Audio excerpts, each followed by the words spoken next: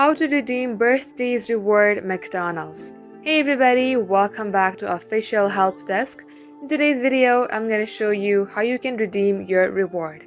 So without any further ado, let us get started. Head over to your McDonald's app from your device.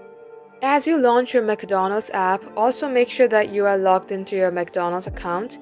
Now, in order to redeem your free reward, you have to be a valid member of McDonald's and should have a valid account. And in case if your McDonald's birthday reward is not showing up, the first thing you need to do is wait for 24 hours because sometimes it takes a little longer time for McDonald's rewards to show up. Now once the wait is over, go ahead and tap on Rewards and Deal tab.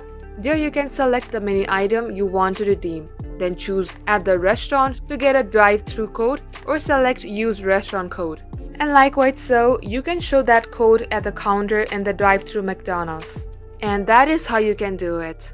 Thank you for watching the video till the very end. If you would like to see more videos on this, then do comment down below. We will catch you up in our next upload. In the meantime, do like this video and subscribe to our channel. And don't forget to hit the notification bell so that you can never miss an update from us.